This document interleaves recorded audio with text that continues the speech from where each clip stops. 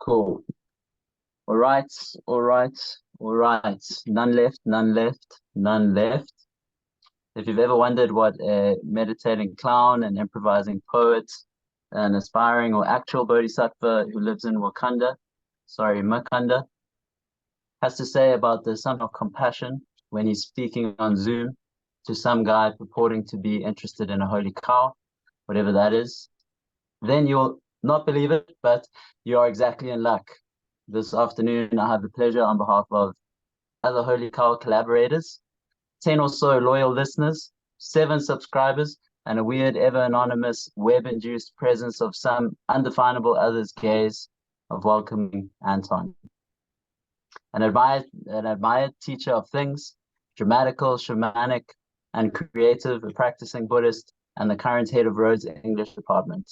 He has vowed to open his heart where there is suffering, to wake up where there is ignorance, to embody the inconceivable way, and to follow the Dharma paths that are everywhere. Let this be good news to our ears as we pick up a conversation that is too lacquer and too important to be in the Facebook comment section. We want to know, does anyone really will their own harm?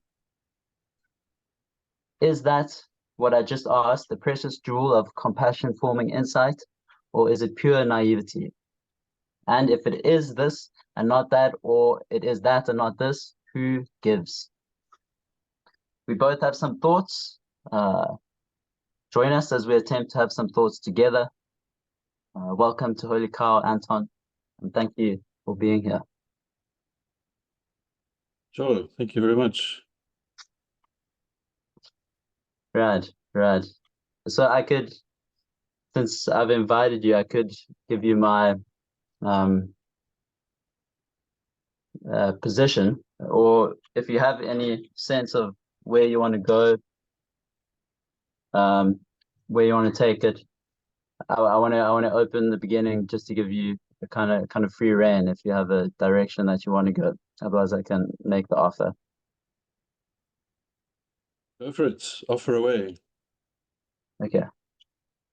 So the idea that no one wills their own harm, I'm getting that from a platonic context. So it seems like the situation is something like this. It's since we cannot help but will,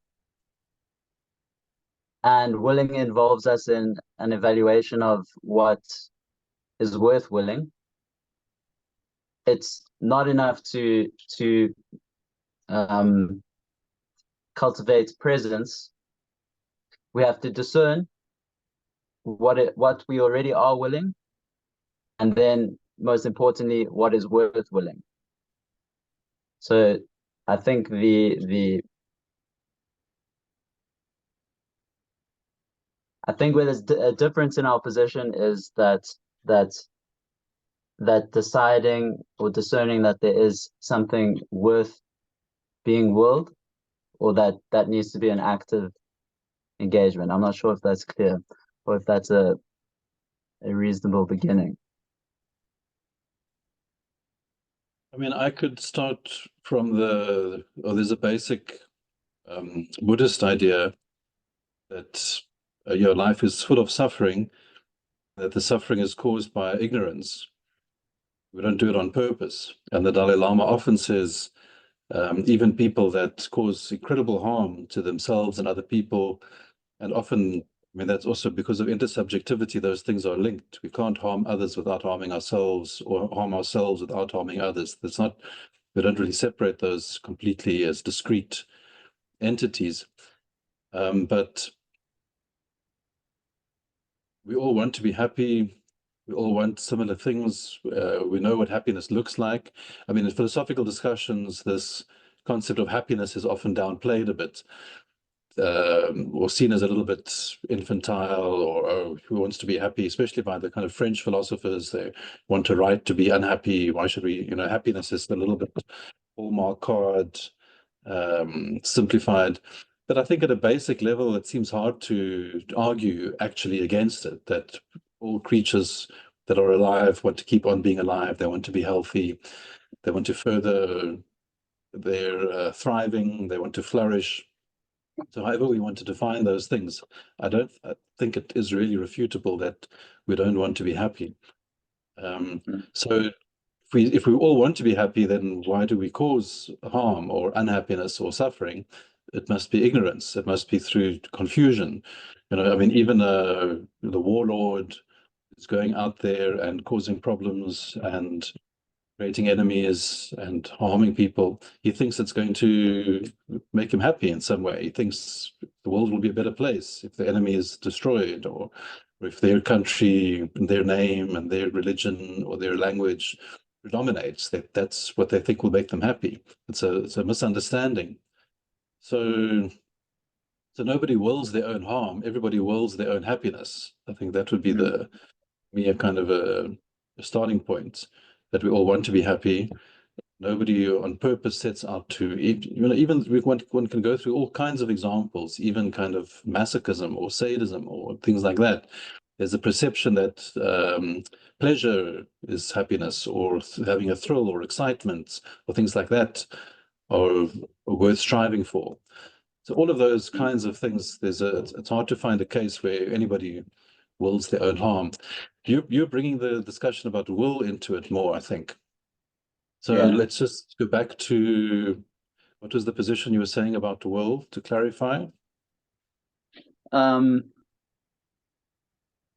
Well, so if we all seek our happiness, and then that we end up harming ourselves or suffering, is that we kind of misidentify what it is that will make us happy. So we will something that is harmful. So I think you're joining me in the beginning there, like the inevitability of us seeking that which will make us happy, or I use the language of like willing that will make us happy, or not harm us. Okay, so will, wanting and willing. Do you want to define will a bit more, or clarify that? Want and will, and does it have intentionality, volition? Yeah, I'm not too sure. I'm not too sure at this stage, if that will be beneficial, because I might also like want to use maybe like a word like drive, or we are driven toward, or like there's some propensity to be disposed towards, or to be moving towards that thing that will make us, that we identify as making us happy. There's a strong claim in there that that's almost inevitable, or that is inevitable. Do you think you would agree with that? That will is inevitable. Yeah, that we I think it's the same as what you're saying in terms of uh every everyone wants to be happy, or that is what we are striving for. That that striving's So maybe I've kind of stepped out of very different space into this, and I was wondering, maybe we should read those Facebook comments again, because there was some differences there. Maybe we should just like use that as the beginning to remind ourselves what it is that we were talking about, because now because I don't think we talked about happiness there. That wasn't really part of yeah, it. I think the way that we can link that in is that it's so no one wills their own harm. The other side of that is that whatever you will it for your benefit. Okay, And then this was the main you point. you started by Well, saying it's that what is a of good thing. highest benefit is happiness. Okay, so basically, but you're saying will is a good thing. It's good to will. Because nobody wills Oh, harm. Therefore, if you're willing a good thing. So will in itself is always good. yeah, that's I was saying yeah, intention is important. I disagreed with that. And I said, no, yeah. sometimes if your intention is misguided, or your Mm, intention is egocentric, or then you can cause yourself harm. That willing in itself isn't good. It depends what you're willing. Yeah. Yeah, you're reminding me because that your comments really brought me to that thought about will being good. Like there's some kind of affirmation. Because if it's inevitable that we are willing happiness or willing benefit or not intentionally harming ourselves, so that's that piece about the inevitability. If it's inevitable, then I think I was saying then anything that seems not to be willing is a willing not to be willing, and that seems like a kind of like a death drive sort of situation. So it was in the context of, I mean, just a kind of uh, uh, a loose framing, this idea that you can engage a practice of, say, insight cultivation, and then by the fact of the insight, you come to having insights into the process of how suffering is caused and perpetuated. You're released from that cause and perpetuating it. So there's this, if I'm not saying this is what you're saying, but that seems like it can be picked up in the sense of like a withdrawal for life, or like a stepping back from. Um, so like it puts it almost like a danger in the act of willing, or the act of. So the thing that shifted for me was this reevaluation of, first, that willing is inevitable, and that then it is good to will. So it's like there's something forward moving in it. Yeah. Well, I mean, I've been reading and getting really into the Tao Te Ching a lot, or listening to it rather, on this wonderful YouTube audio reading that I often fall asleep to. And that's just amazing. This book, or this whatever it is, text is blowing me away. And that seems to be the opposite of willing. It's like don't interfere, don't be a busybody, release to the natural forces. And I mean, but this does raise an interesting question. I don't know if you've seen the new film by Radu Jade, I think, Hungarian guy. It's called "Don't Expect Too Much from the End of the World."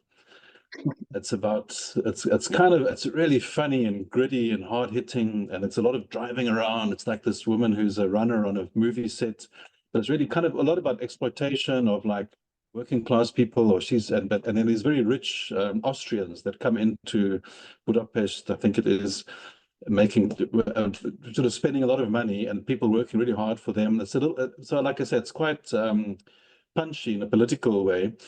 And then this billionaire CEO flies in, this woman who's being driven around by this desperately hardworking, grungy worker.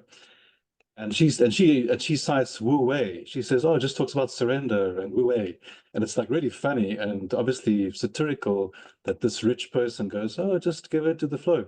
So it goes quite antithetical to the African or history of South Africa of struggle, and you got to fight for your identity, and you got to will, and you got to fight for everything to decolonize, and you have to put yourself forward. You got to reclaim yourself. You don't. It's the opposite of surrender. So that's kind of a curiosity or a curious angle of how to reconcile that. Can they be reconciled? Um, Those two views of willful identification, and you find that a lot, like in South Africa, of reclaiming a lost identity. You've got to push, you've got to hustle. Like the word hustle is used in a positive way. Yeah, you got to hustle, you got to find your way inside this capitalist matrix. And it's very different from the idea of Wu Wei and letting go and surrendering and working with the universe, working with the flow, not against it, not opposing some kind of rhythm or order that's bigger than us. That's very, I know, that's interesting. But I mean, the way they talk about the Tao is that it's not necessarily good in the sense of good and evil. It's not like on the side of good against the side of evil. It's about everything is contained in it. All things are contained in it. It is all things, and finding the way of working with it. And there, the best leader is somebody who is invisible, like the greatest king or emperor. People don't know that he exists, and they say, "Oh, we did it ourselves." That's like the best leader. The second best is loved and admired. The third best is feared. And then the fourth Yeah, best is despised. That's the sort of yeah, sequence. But the first is invisible. Like people don't even know that you're there.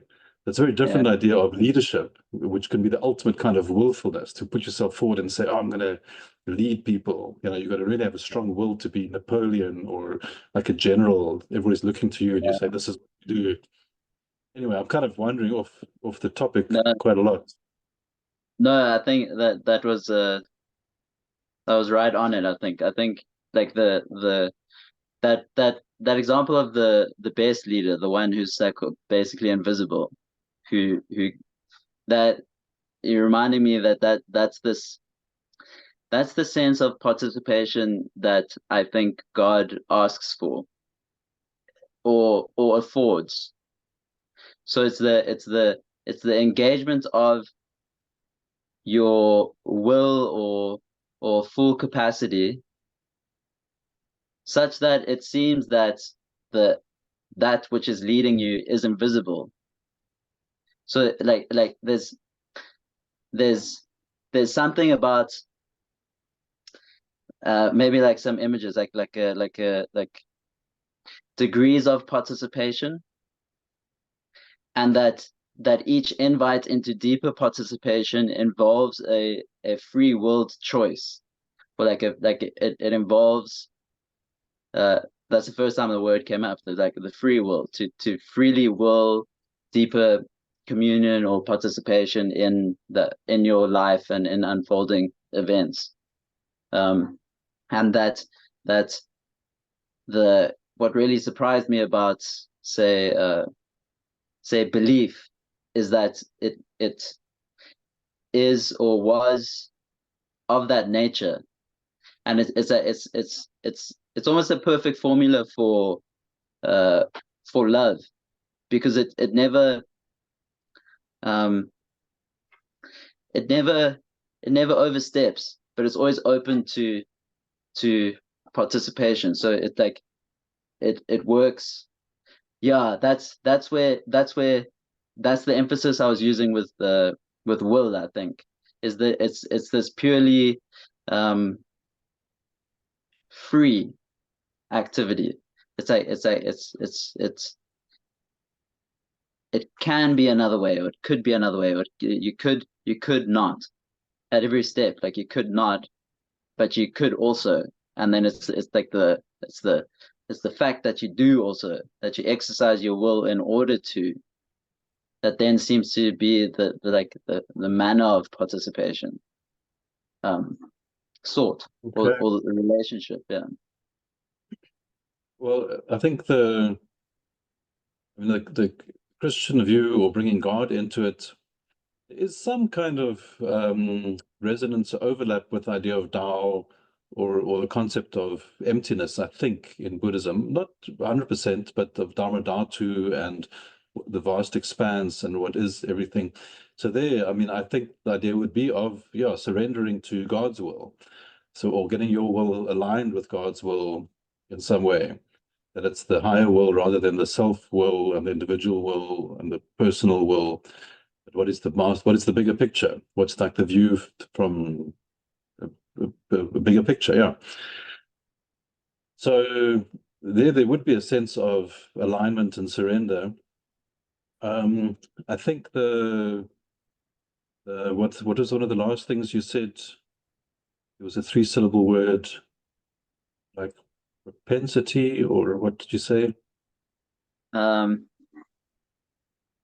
Not sure. I used the word propensity at some stage, but as I said, God, your screen went like dark, and then now it's just your face in the expanse.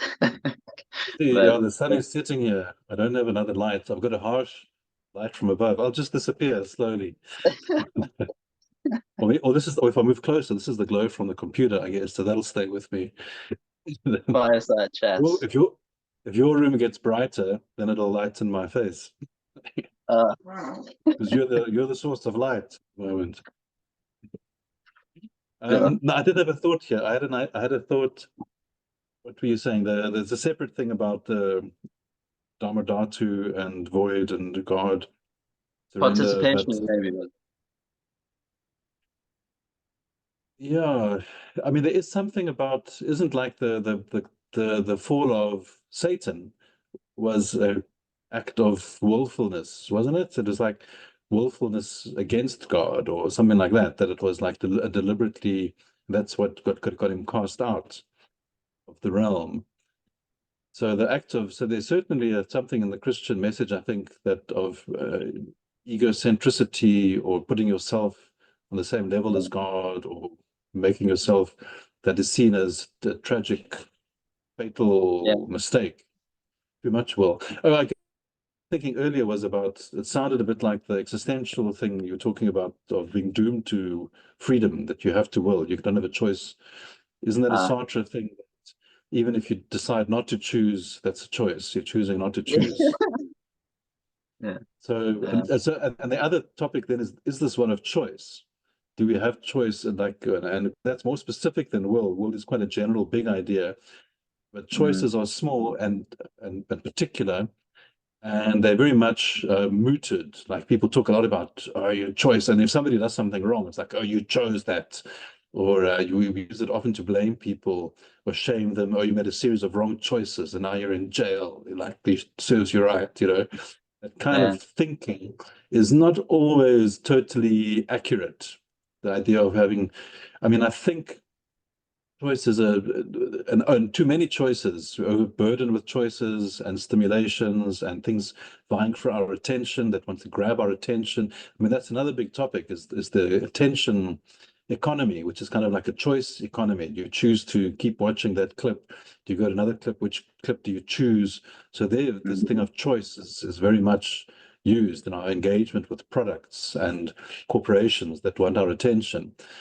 So their choice is kind of like, and they love saying, "Oh, you got more choice. It's fantastic. It's a good thing." So corporations very often encourage more choice is positive. It's a good thing to have more choice. But it does leave people frazzled. It like leaves our minds in tatters and like all a bit freaked out. So that's not really yeah. necessarily a good thing to have more choice in that way. But if you think about fundamental life choices, like if I think now of myself, of making decision that I regret, that I later think I wish I hadn't done that. I Mm, don't always feel that I made a choice when I did that. I feel like it was an addiction or a compulsion or a slip or something which I knew I was wrong at the time that I did it. And if I really had that foresight, I would have known at the time and not done it. But somehow, so there's a different force or an energy or approach. It's not like we go into these choices neutral. It's not like every day we're like a neutral space and you go, oh, okay, I've got 5 doors I can walk through. Which door will I go? Let me go that door. I'm going to be a good person today. I want to be generous. I want to be kind. I want to go that door. Oh no, this today I feel a bit selfish. I'm going to be that door. Like we don't, it's not like that. We build it's like a propensity for choices, maybe. The choices mm, happen because of, I mean, we have to, I mean, maybe we don't have it, but we do have to believe in it think. So there are things we can do, like practices. We can cultivate habits that are healthy. And to cultivate healthy habits is more difficult than bad habits are easy. We don't have to make an effort. We don't have to make a will. It's like they happen to us.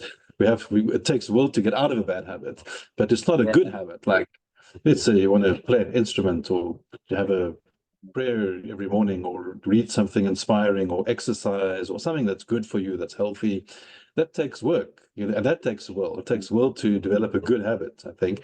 And then once you've got a good habit installed, still installed, makes it sound like a computer with an app, then it becomes easier. Then the choice is like I once joined the gym for 3 months. And one of the first things the guy told me was, about eating healthy, you'll notice if you exercise like 3 times a week, then you won't want to eat rubbish anymore because you'll be more in touch with your body and you know what it feels like to eat rubbish. So you won't be attracted to it. So you don't make a choice. I'm not going to eat pizza. I'm not going to eat hamburger. No, no, no, no, no Twinkies today. It's not like a struggle all the time. It's just a natural outflow of, but you did make the choice to get healthy and then generally go to the gym. And then once you're in that mode, so choice is not it's not a neutral thing, but maybe it's like a stream or it's like an energy field that you commit yourself to. And sometimes that is difficult. And there's a struggle and a willfulness of establishing something. But I think I'm a little bit of not always comfortable, or I don't like the idea that all you have to do is will. Like basically, I don't like that idea. I find a little bit. And I'm not saying you said it. I mean, Yeah, but a lot of yeah, people do say it. People do say, "Oh, just will." It's like the thing with eating. Let's say people that eat yeah, too much, it's their fault. They just have to will. They don't have enough willpower. I don't think that's like yeah, helpful, or that doesn't. And it's not like and I mean, I've struggled with addiction stuff myself, and it doesn't help if somebody says, just get out of it. You know what I mean? It's that, in yeah, that case, it's not about will. And maybe that's a specific instance we could talk about because there's a very clear case of harm.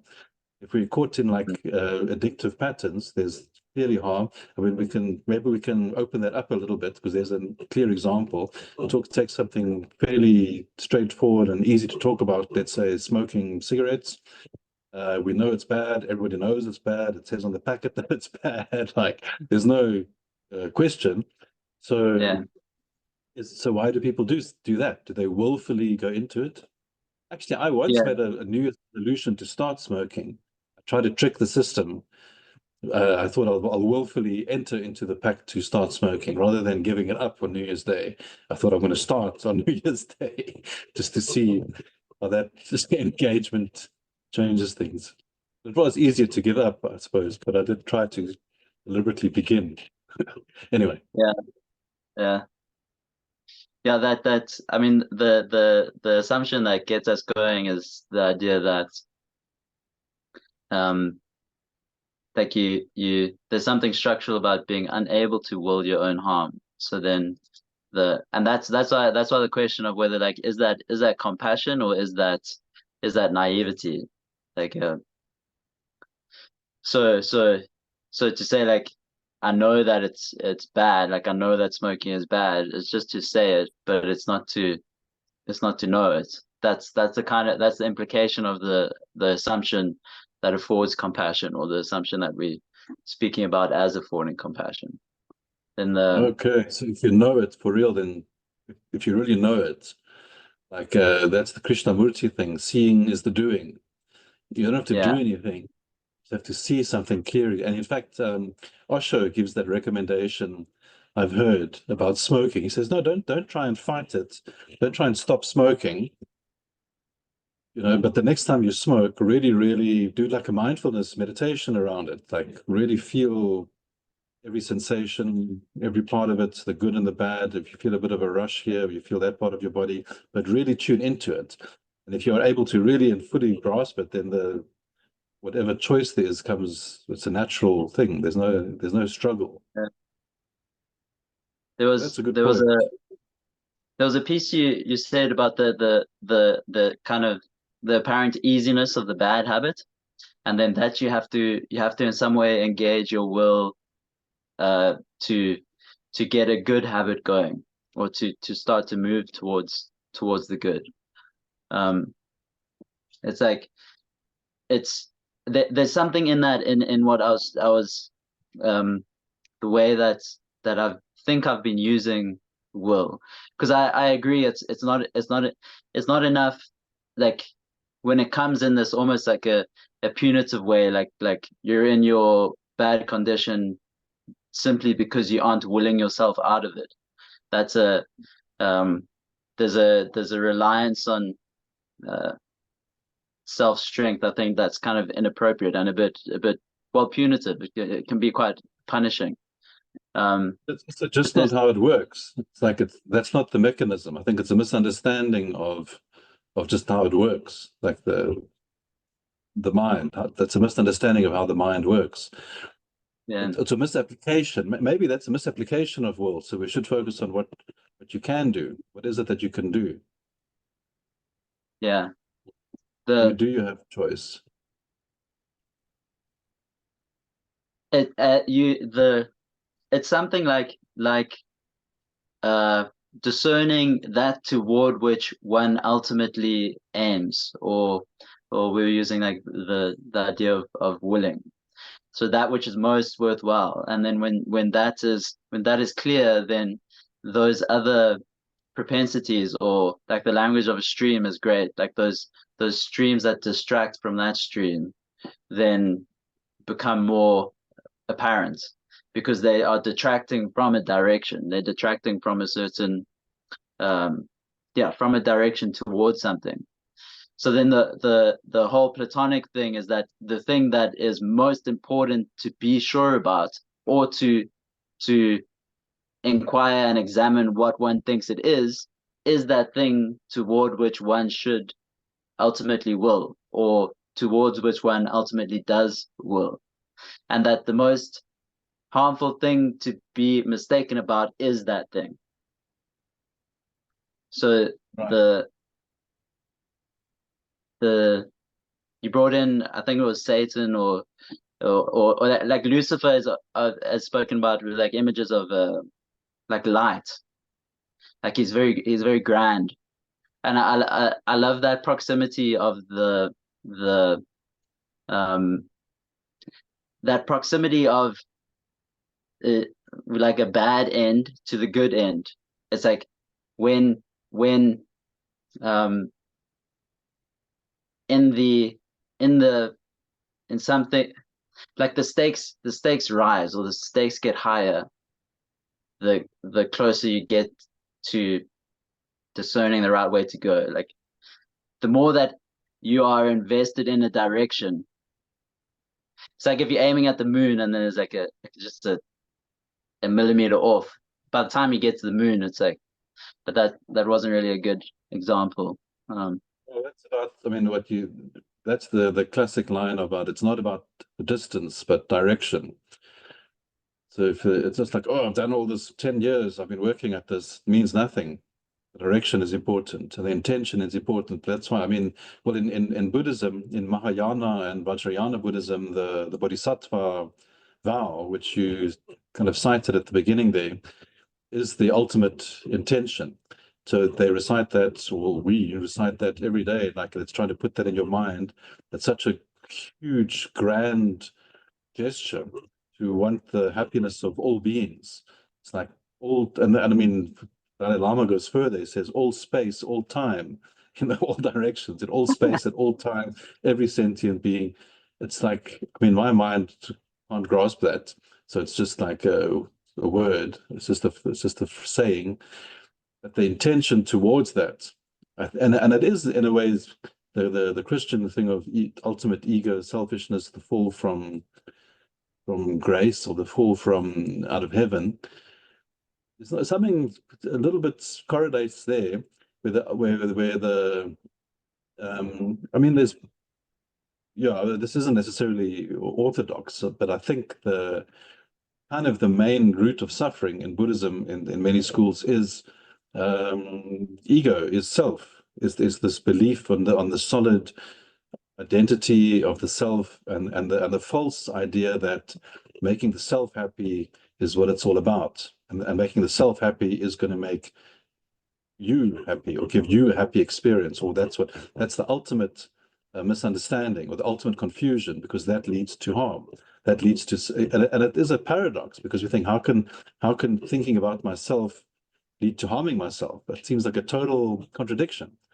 You know, what was the so-called, let's call it the way of the world, or samsara, or Christianity also has this idea about the world, and then this other thing that we're trying to do, the spiritual project.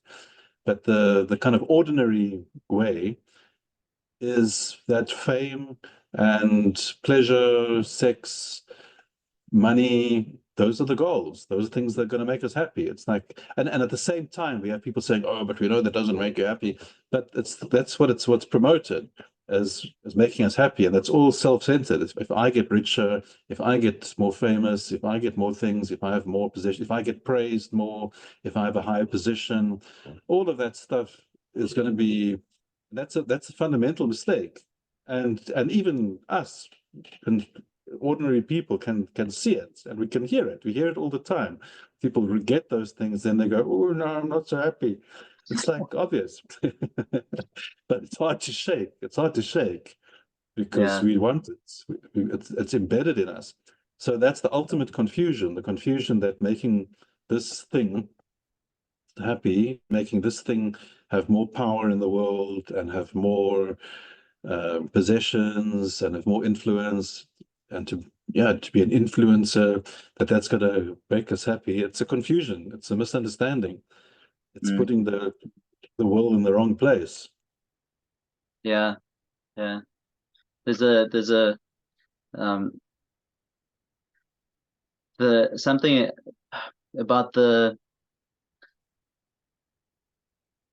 yeah the the difference between sorry um the difference between so we have this difference of noticing that those things that tend to put us into bad ruts or are bad have this character of like slipping past us in a direct way. Like we kind of accumulate them, and then you realize, oh, I've picked up this bad habit. It has this kind of like non-direct um relation. Like it the first time you choose it requires a choice, and then it can slip into a kind of habit. Then you pick it up, and then we find ourselves at some stage with like a bunch of things that we are carrying that we realize, oh, I'd rather not be carrying that.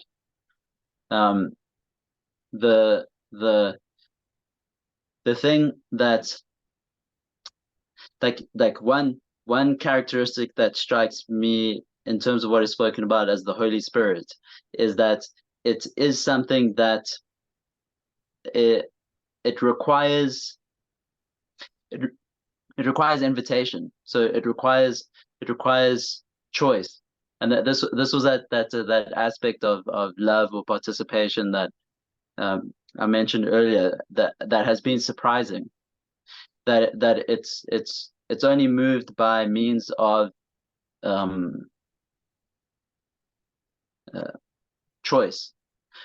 Choice. It's a choice word, choice, but by means of will. There's a, a relationship sort that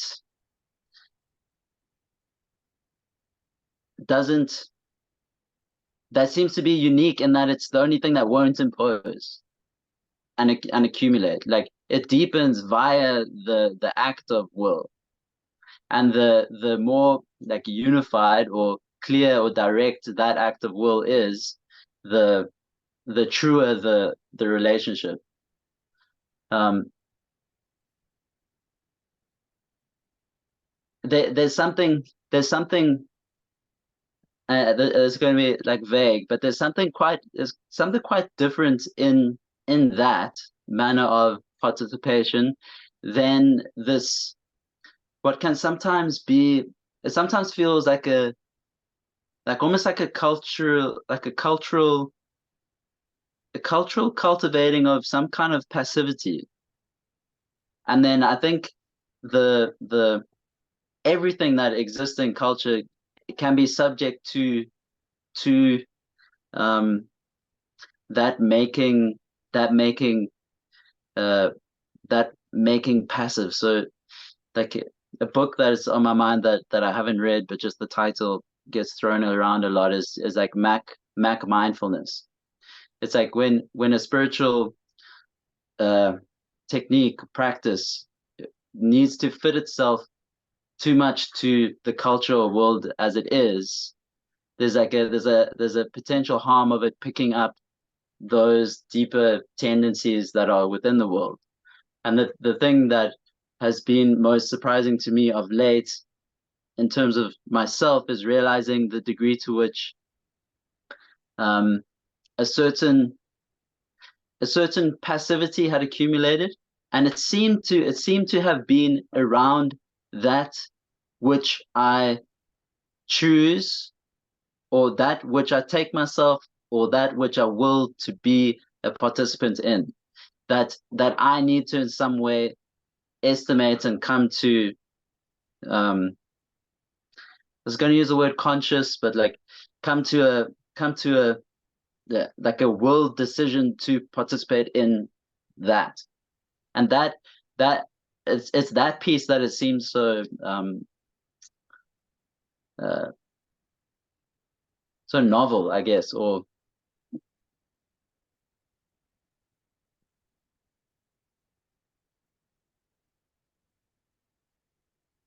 yeah.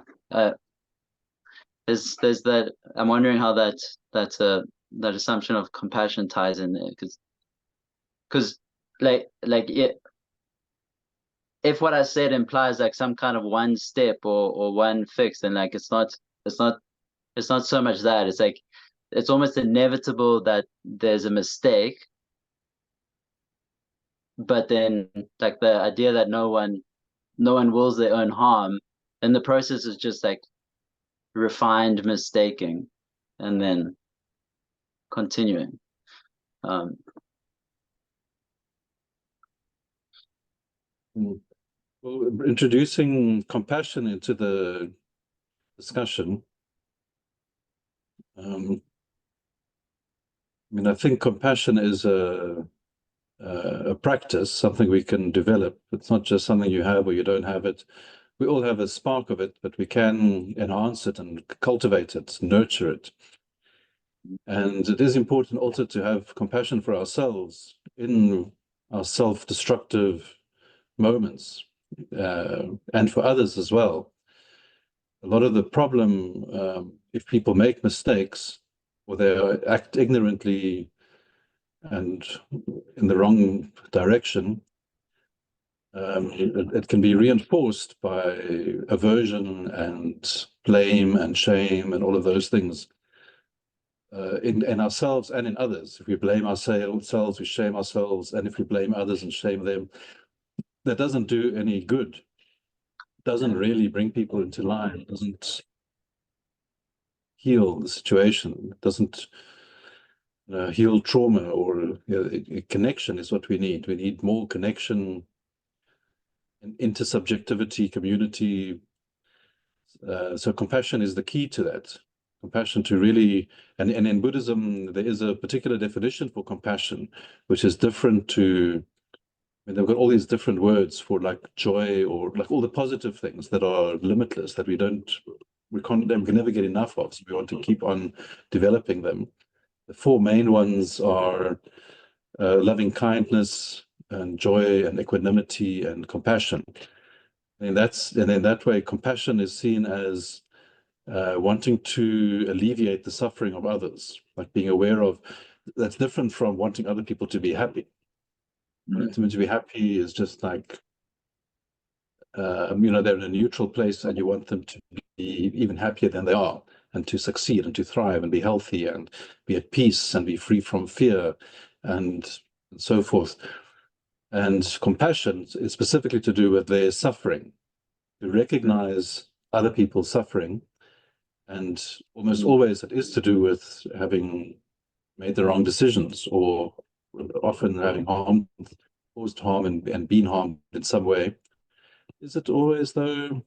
Maybe there's other cases. If you're a child and you don't have a lot of power, and you're in a family that harms you, that's dangerous to say that that's caused by yourself, I think. But when you're an adult, yeah, and so-called mature and in control of your faculties and body and choices, we perpetuate these things. And there's a lot of suffering that happens because of our conditioning or experiences.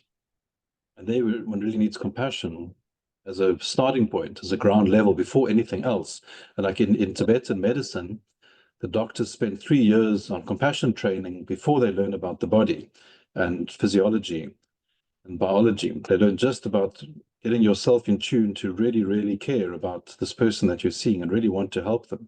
Once you've got Yeah. that right, then everything else, because if you don't have that, other things can cause harm. Even if you've got the right technical know-how, you can Yeah. cause problems. So compassion must be at the root of all wish to heal, and it's at the it's that's the also again the nutshell, the basis of Buddhism, to develop compassion for all beings, which does. How do you think about our assumption then in terms of cultivating like that, cultivating that? Like, do you think it's a fair definition almost of the position of compassion? Like, no one wills their own harm. Yeah, nobody wants to harm themselves. So in fact, what it means is you can never blame somebody for harming Yeah, themselves or others. You can actually never completely, which seems to run weirdly counter to the karma idea, where you say there's consequences, but it's not a question of blame, because I think the word karma has been picked up like in the West. I mean, all these like YouTube videos, instant karma, you're a bad person, bad thing happens. If you have to wait for your food in a restaurant, that's your whatever. It's like everything. It's not really the right interpretation. I think karma is like a neutral thing. It's just causes and conditions. There's a cause, there's a condition, those two come together, there's a fruition. You know, you plant a seed in the ground, the rain falls, the seed grows. So it's helpful in explaining a mechanism, but it's not helpful in the compassion should be yeah, the yeah. starting point, not blaming and shaming. Mm. Yeah, the no one wills their own harm. Yeah, then the if that would be turned in, it would like turned into a training. Like, so if the desire was to cultivate compassion, and then the idea that that is the in some way like the assumption, like if compassion has an attitude or an assumption, it's that assumption. But then it seems like what like um we should be really sure about that. And then how could we be sure about that? Like the one harm that people would bring, or detractor that people might raise, is that um that's just the position of naivety. Like, that's just being naive. And then this idea of being like allowing yourself to be walked over, or that Mm. kind of thing. So then I yeah, I mean, I think that to be compassionate is incredibly courageous and takes a lot of bravery and possibly a lot of will to develop. It's a difficult position to take. yeah, It's not an easy one. I mean, the great, the heroes of compassion is like people like Gandhi and Jesus and Francis of Assisi and people like this that are quite heroic. The real. I wanted to ask you, what was Plato's conclusion, or where did he go with this? Is that a direct quote from him that he said nobody wills their own harm? Like, what were the corollaries? it's a it's like a foundational assumption almost. Uh, Another one would be that to be is to be one. Um, then so no one wills their own harm. Or the other side of that is uh, all desire the good. It's like two sides of the same thing. Um, the The the Socrates.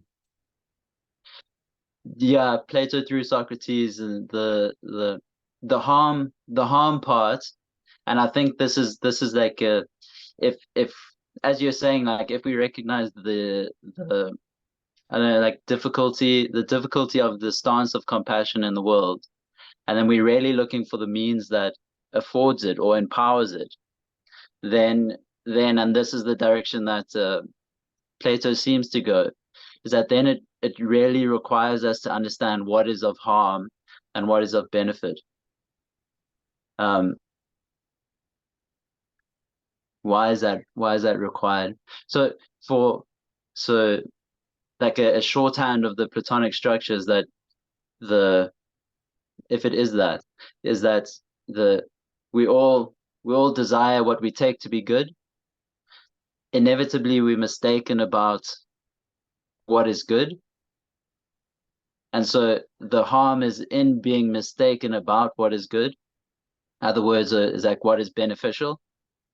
And so the thing that is most important for us to know is what is actually of benefit. Mm. Then his position that uh, this is the kind of school that Larry is in, is that we can't know what is ultimately of benefit. So the like next best thing is to inquire into what it is that is of benefit. So then inquiry is the beneficial activity, to inquire Okay. into the Mm. Yeah, I mean, I would say certainly that all desire is good would not be a Buddhist or opposite. Actually, I thought or today desire of for the good, for the good. okay, all desires for the Yeah. good. I thought today, oddly enough, of William Blake's line where he said something about to not act on desire is like killing an infant in its cradle. It's like the worst possible thing. To like have a desire and not act on it. It's like throttling this creative force, this creative life energy, which is I think what he was talking about. And to stop that is like a criminal thing, you know. So, but Yeah. I think the because desire, of course, in Buddhism as an overarching concept is seen as problematic, as like creating this constant craving, this never-ending dissatisfaction, this constant state of unfulfillment, of grasping and pushing away and wanting this, and it really is as a state of great suffering. It causes all the problems. But I think the Yeah. word is also it's not. I have heard some teachers say, no, of course you desire the bodhisattva vow, or you desire bodhicitta, which is this heart of kindness, of compassion, the heart of, and it's actually very simple in some way, simply wanting the best for everybody, wanting the best for others. And if everybody behaved like that, we'd be in heaven. It would be paradise. If everybody wanted the best for others, if nobody was self-centered or thought only of themselves, or they saw themselves as part of others, not separate, it would be fantastic. It is just like that moment of clarity. If we and we can feel it sometimes ourselves. We experience it when we in that moment or of generosity, of kindness, or of whatever, just spending some time with somebody who needs it. It's fantastic. It makes us happy. You get happy Yeah. immediately. It's not like there's no question about it. Whereas the and what I think are the kind of two poles of psychological distress between depression and anxiety. The one is hyper freaked outness, and the other one is paralysis or immobility, not being able to move. Both of those are incredibly self-obsessed in a way. And again, it's not like a blaming thing, like get out of your head and blah blah blah. But they are related. There's a relationship between not being and sometimes the depression can lift by simply thinking of a small act to help somebody do something, and then that pulls us out of ourselves, and we get happy. It's like it actually it really helps. It's like a medicine. So there's quite a clear thing about the misconception that it's what about self-interest, and that desire is not good, but the desire to help others is a healthy desire. So that's a good desire. That's a desire for the good of all. And that thing about unity and oneness, and I think that's related to it, that the one and the many, of seeing the unity. I mean, I'm not 100% sure how Plato maps it out, but I think there's a relationship between seeing Mm. identifying self and other. And that's something also that Dalai Lama often talks about, seeing oneself in other people, not seeing oneself as separate from other people. Something I just read recently now. I've been doing this research for this conference paper about reading and writing and mindfulness and Dharma arts and things. And Chogyam Trungpa, who talks about Dharma arts, the fundamental position of Dharma arts, he says, is not seeing yourself as separate from the audience. He says the fundamental error is the artist goes into a situation and sees themselves as separate, and they've got to communicate a message, or they've got something to say. Then they promote the self to the other, to the audience, or the reader, or the viewer, the listener, and then that, he said, is an act of aggression. It's like Yeah. aggressive to say, this is me, and I'm going to give this me to you. Whereas Dharma arts begins as a fundamental act of non-aggression, of that there's Yeah. nothing to communicate, that there's no difference between you and the other people, and then you can start to be creative and to play and to express something that you're both sharing. Or again, to get back to the Tao, it's like the Tao moving through you. It's not you generating it, it's you being open to the creative expression of the ultimate, or of, God, Mm. I mean, in Christian aesthetics, absolutely, there's that view of God speaking through you. The Psalms, David isn't talking about this is me and my thing. It's access and Mm. openness to kind of God singing through him in some way. Mm. So Yeah. but the You go for basic it. misunderstanding about desire, I thought, is the desire to help others, or the desire to help itself as separate from others, is the thing Mm. that causes the aggression. Yeah. Yeah. That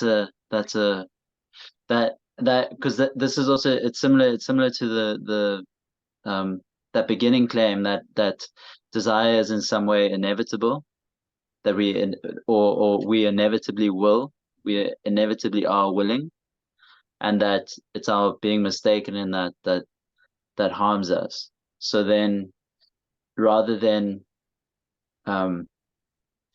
because it doesn't seem the case that we can, or that position is that we can't do away with desire. So then it not, that necessitates the what is worth desiring, or toward what can that be aimed. Mm. And the difficulty, or it's kind of come out at the end, like the danger, or the aggressive piece is the sense that um you possess the good that would be good for the other to desire, and then you deliver that to them. And that's that it's like this that which would be worthwhile for the other to desire. There's something about, yeah, at this place, like, compassion gets it's weird, because it's in being properly other orientated. It has to be it has to be it has to leave the other free, and Mm. then, so like, it can't intervene in any way. um Yeah. I mean, I'm thinking now of the example of the moralizing play, which David Mamet talks about, the kind of play that tells you, problem play. Here's this problem. This is what we should do about it. You need to do this. This is what society needs to do to solve this problem. And we all agree. We all know what the solution is. There isn't really a question. We all see it. We know what to do. Go and do it. And we all congratulate ourselves that we're there and we're supporting this good thing. It's like it's a lie. And well, in some way, it's not really dealing with the human dilemma or contradiction or yeah, it's not compassionate. It's moralizing or preaching or saying you yeah. have to do this. You got to. It's like a message. Art shouldn't necessarily have a message. That it shouldn't necessarily have Yeah. a command, directive kind of thing. Yeah. Well, shouldn't. I'm giving a directive now. Yeah. It's a that's a um I'm just conscious of the time. If you needing to go, just let me know. The Uh, how are you doing with time? yeah, maybe 5 or 10 minutes or so. I've got to. Cool. Um, yeah, maybe 5 or 10 minutes. Cool. You're heading off somewhere tomorrow? I've got to invigilate early Okay. tomorrow. Right now, it's more a question of a biology break. Yeah. The it was just that.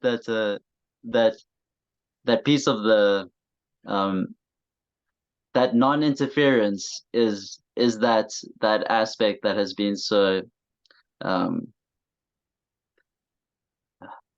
great about the realization of the kind of relationship that God seems to be asking for. That it's there's like this there is a there's a non-interference until an invitation. And that remains the case. I think people talk about this in the context of like free will, that it's the relationship is the product of a will that has been exercised freely.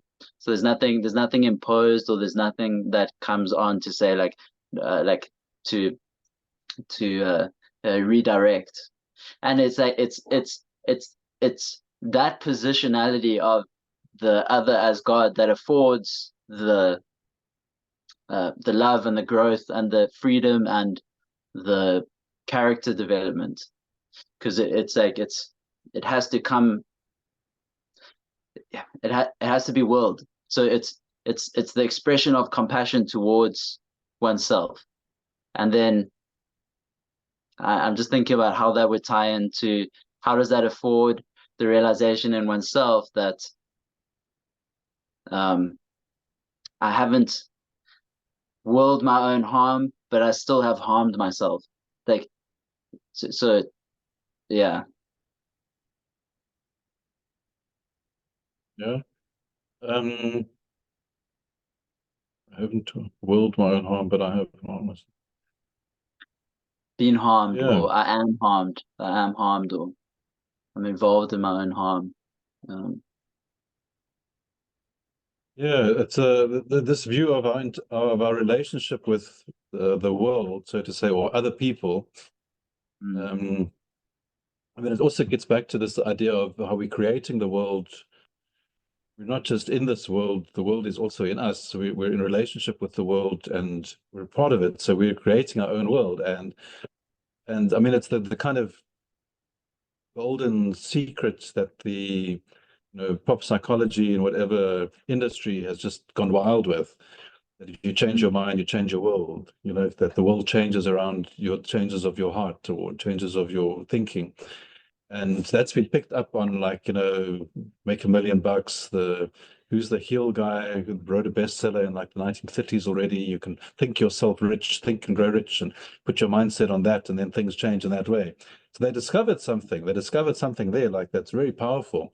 But there, the intentionality things. What are you going to do with that power to change uh, the world, or to change your world, or to change the mirror of? Because if we start seeing other people as not separate from us, they're part of us. They're mirroring us, but not just a mirror. They're actually, you know what I mean? I mean, it's so kind of obvious in a way when we're in a good mood and we're cheerful and we smile at people and then they smile back and we go, oh, hey, people are smiling. It's a great day. When we're miserable and we wake up with the mutters, and we're depressed and we're sad or something terrible has happened, we mope around and then everybody's like a little bit cautious of us because, or if we're like a bit nasty and angry and mean, other people become angry with us. Hey, don't step on, no, don't. And suddenly the whole world becomes like a mean, angry, nasty, selfish place. And we go, oh, look at this world. This is a terrible world. And we're like at the center of it. That's our world. We've like made this universe of mean-spiritedness around us. We've sent out that thing, and that thing is just like all around us. So mm, this is again part of this magical paradox. When we start to take care of other people, the whole world lightens up, yeah, becomes easier to live with, and people become more helpful towards us. You know, yeah, we start to help other people, and other people yeah, also like, hey, sure, thanks for that. How can I help you, or what do you need? yeah. So that's world changing. That shift in orientation. To the Um, other, yeah, yeah, yeah. but It very, it, yeah, it, there's just that curiosity, like there's the or there's an immediate sense in which simple kindness is very obvious. But then there's also the sense that, like, the project of caring for another then gets, I hesitated at the word serious, but then it gets really serious, because then you're involving yourself in the idea of what is beneficial for the other. And that like yeah, yeah, yeah.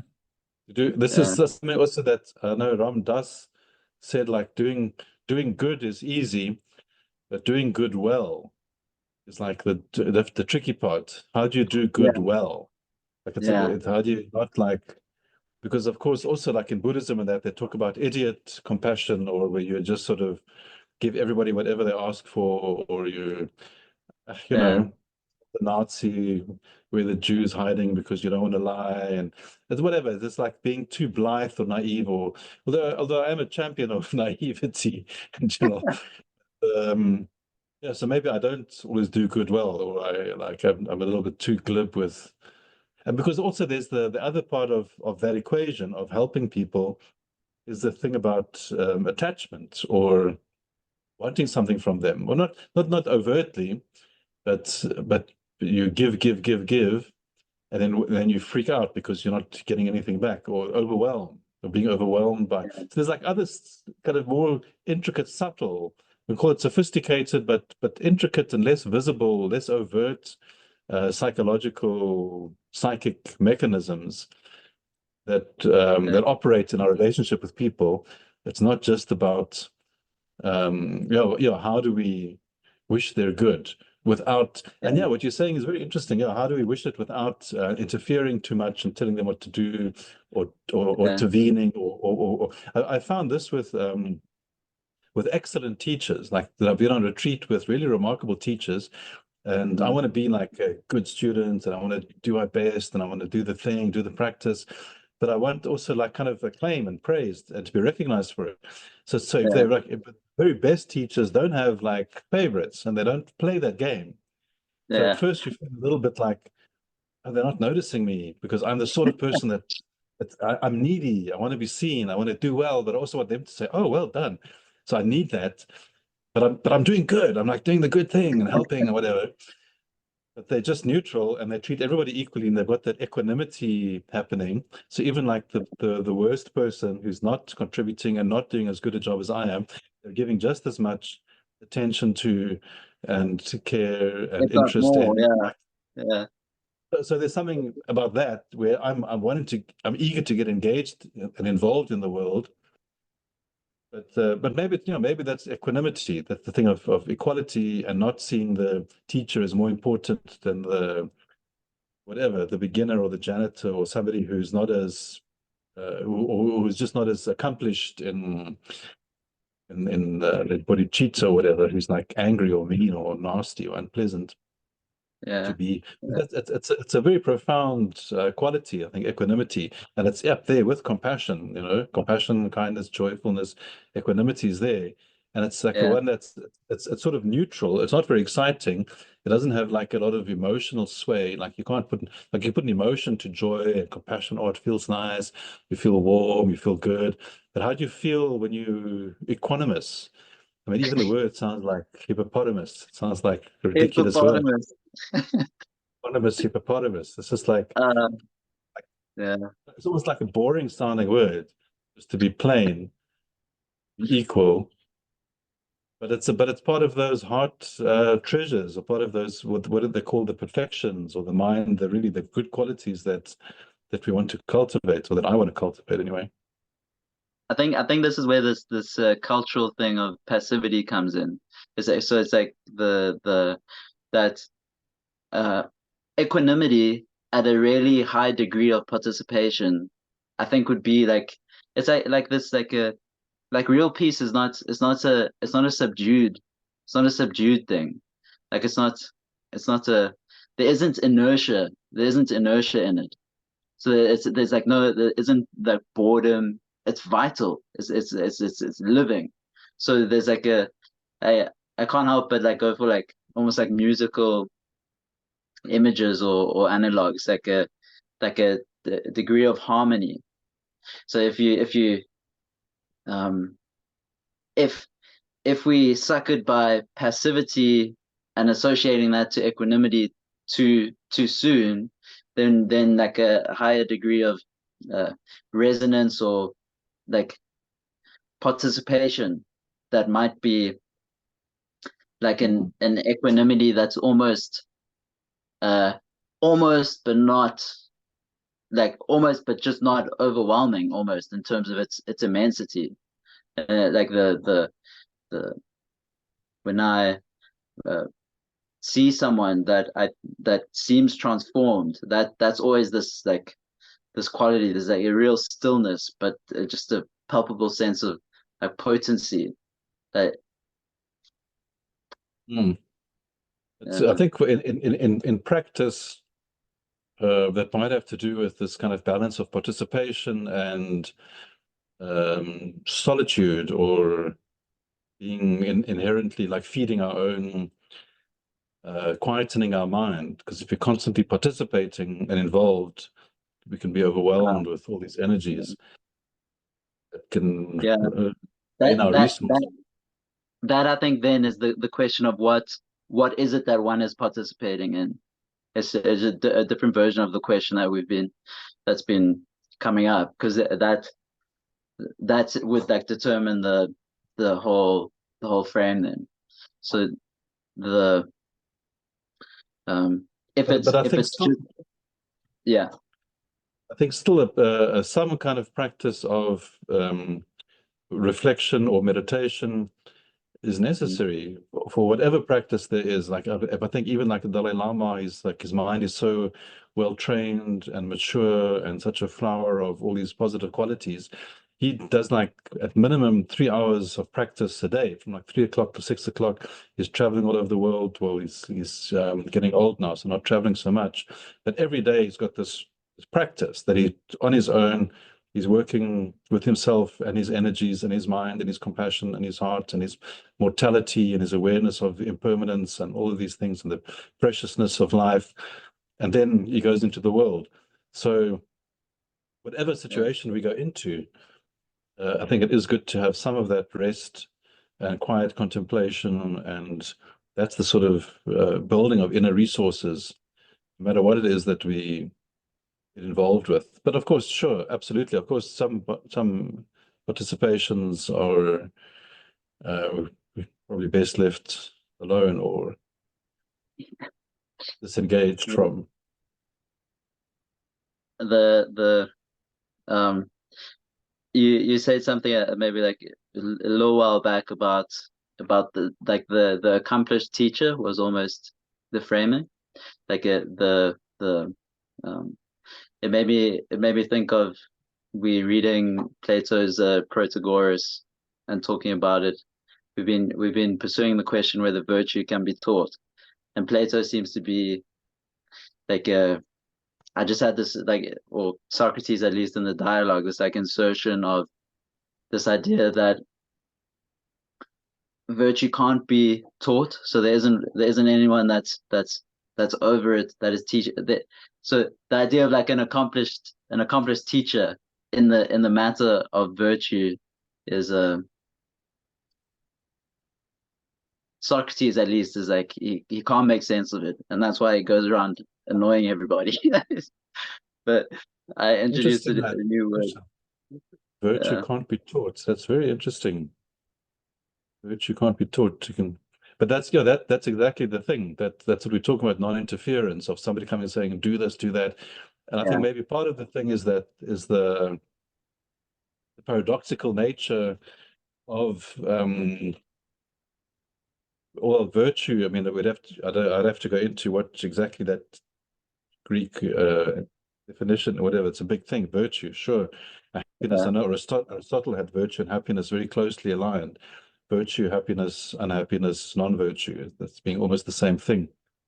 even our Um, one compassion, like just compassion. but I think it's a very interesting, subtle point. This can't teach virtue. Wow, it's a big one. Like because that, but so what is it that you're doing? Because that's the thing. Like going in and saying that's like the judge or the policeman. We wouldn't think of a policeman as a teacher of virtue. They're an enforcer of the law. But they're basically saying it's wrong to steal. We're going to punish you if you steal. Bad Yeah, boy. That's a vice. They're discriminators of vice. They're finding vice, vice, vice, vice, vice. Virtue is like to teach virtue. I mean, obviously in the seminary or hopefully in whatever one is doing, when he's trying to be of some service or to help the world in some way. Yeah. But you can't teach it. Like you can create the circumstances or conducive or like these things with the practices, the technologies of the Tibetans, what they've discovered. You can do these things, so you can teach the practice. Mm. But so often there's the problem is that it's contradictory, because so some person might need something different. This is why they say they've got such a high emphasis on the guru in the Tibetan Mm. thing. You've got to really, really be quite sure you got the right person, that they're not, that they do, that they are a perfect teacher. They talk about, there's this book, Words of My Perfect Teacher from Patrul Rinpoche. And it's a weird concept to get your head around from our education system, because we see teachers as just neutral in the sea of knowledge. They're just accessories. But they're like somebody who's got the knowledge, has worked it, and has the flowering of equanimity, kindness, compassion. All of these things are there. Non-self, openness, awareness, wisdom, all of it is there. And I think this is why for me I do see them as higher. Definitely see them as like more better accomplished. And like like a sort of a professor at a university, I can like them, I can enjoy them, I can respect them, but I wouldn't necessarily see them as like a better person than me. But these people, I see them as better people, like or higher in some way. I've got total like the respect that, and I think, and you do need that if you want to learn from them in some way. You do need to be able to see it, and so I don't know, but it is true what you say. They don't actually come outright and say, do this, do this, do this, do this. You can ask them personally, what should I do? And they can tell you, I think you should do this. But it's like they're careful of, I don't know. I'm going to get into murky waters here, because of course there is the pratimoksha vows. There is the sort of basic five precepts of the poisons, of the basic five things that you decide not to kill, or whatever, So there's a clear, it's not virtuous to kill. So you make a Mm. vow, you make a decision, you say, I'm not going to kill. So that's a willful act, and that's an act towards virtue. So I think they are trying to teach you the virtue of not killing, not stealing, you know, basic. So there are these basic things that ethics, basic ethics. I don't know if that falls under the purview of virtue, of Socrates's virtue, or is he talking about some grander idea there? Does that come in I think like I think not stealing, killing, I think lying, all that stuff? I, I think the way that we've been talking about compassion kind of fits like and it's this the nugget seems to be, but this the way that the assumption of compassion inflects on itself, so it like removes itself from involvement in the good of the other in an impositional way, and then that is the very thing that affords the good of the other, like that if I impose what I think it will be of benefit for you, so if I teach you virtue, then it's like that imposition, there's something Socrates seems to be saying, like that's that's not the case. And the thing that drives it home for him, it seems, is that because before we do anything like that, we have to figure out what it is we're talking about in the first place, and that is what it is that is ultimately beneficial or not harmful, or that toward which it is beneficial for us to be orientated, or to pursue. And he's in the position that's not knowledge that we can have, and that's why we should be after it. Um, so if being an accomplished teacher involves some kind of proclamation as to um, the possession or the acquisition or the having of that it can be given to another, then it runs into um, an issue. Well, the way I understand, what I know, I don't know much about Socrates and that, but I really dig him. I dig the dude. I love him. What I know, but my or memory is this thing about the lodestone that he brings in with education that I often remember. Like he said, education is like the lodestone that magnetizes another stone. So the thing about a good teacher is not necessarily the specifics of the contents. Maybe let's call it the virtue of the rules and the listings and blah, blah, blah. The fact that they magnetize them just by like proximity, they set them on fire for them to learn for Uh, themselves. So it's like maybe sure. got to do with they've got to discover the seed of virtue in themselves and their own wish to be virtuous and discover what virtue means for them in their context. And because yeah, the context and even the generation, like what's the best thing to do in the situation, you've got to figure it out. So maybe, Mm, I mean, Socrates, I think, seemed to be like that kind of a lodestone that yeah.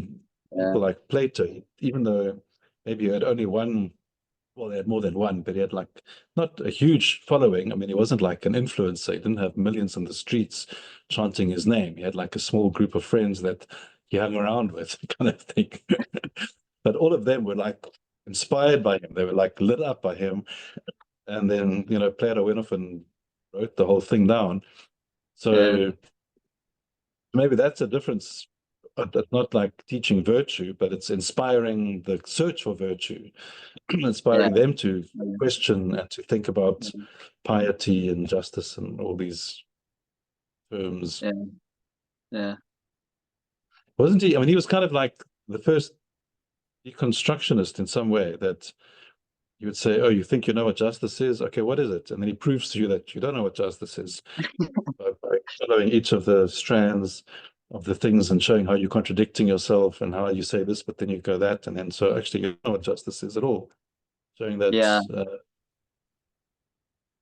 Yeah, that seems to be like the beginning of what you were speaking about is that inspiration or the being inspired toward like is coming to realize that what one was set over or pursuing, um, either one didn't have knowledge of it, so you thought you knew what you don't know, or you don't know what you thought you knew, um, and then coming to realize that, and it's that realization that can can provoke um, inquiry into okay, what do I know, and also the more background kind of assumption is that um, we inevitably have an idea of what it is that is worthwhile, and our activity can be understood in relation to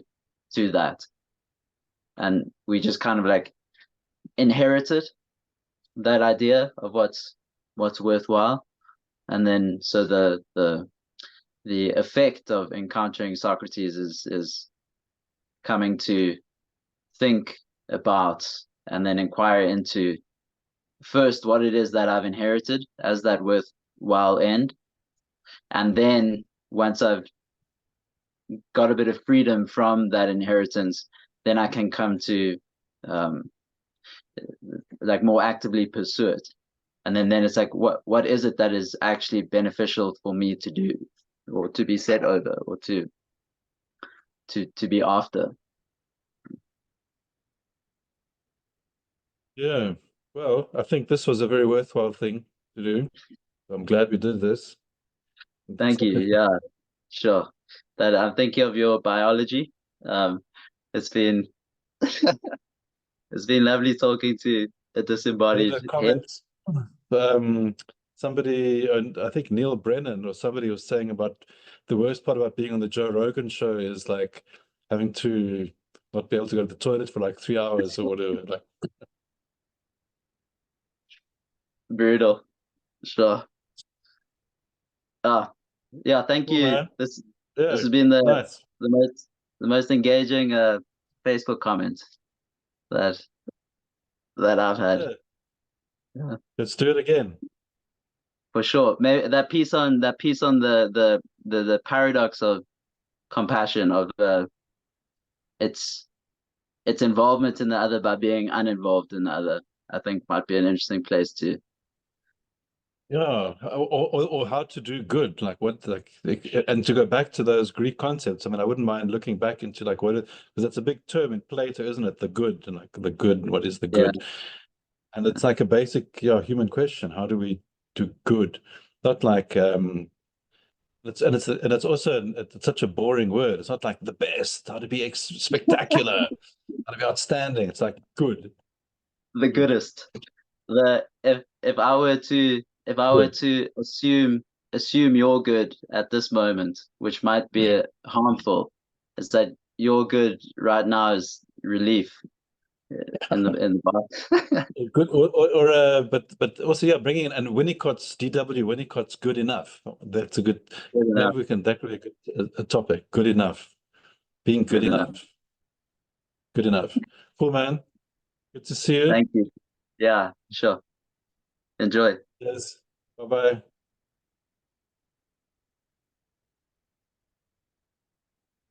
I think you got the record there.